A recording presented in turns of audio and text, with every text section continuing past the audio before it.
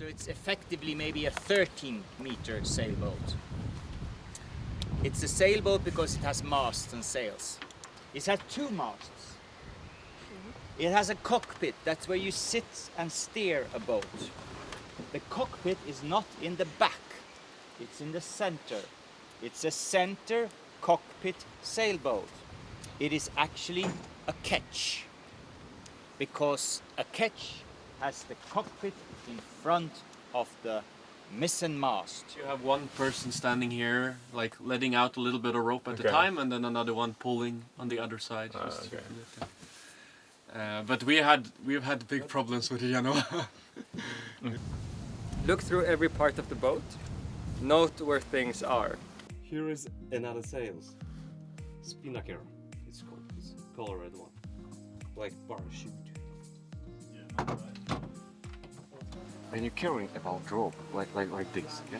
It's a good rope, yeah, you can handle it. This one,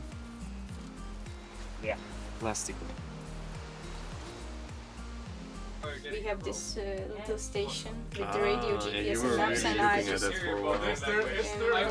just wrote some things that can be found there. I also marked every fire extinguisher that I found. It's well That's maybe something we should remember to bring. Yeah, so it's like Bring with them.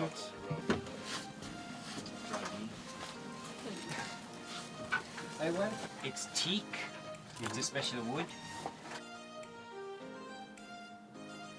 But trust me, this boat has been and will be in weather when the waves crash here, bang, and pushes water into that ventilator.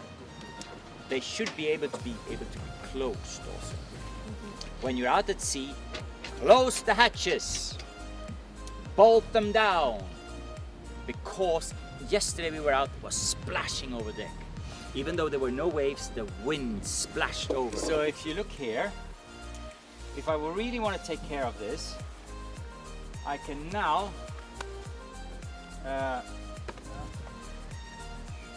do this, which I have to show many times. This is a very well organized rope. And now I want to attach this boat. And I found a pollard. How logical it is. How it will squeeze itself. The more it pulls here, the more it will squeeze. You see, not much friction here. It will squeeze itself. This is not so safe. You see this? See, I'm still holding the boat. Thanks to the friction, I'm strong as hell.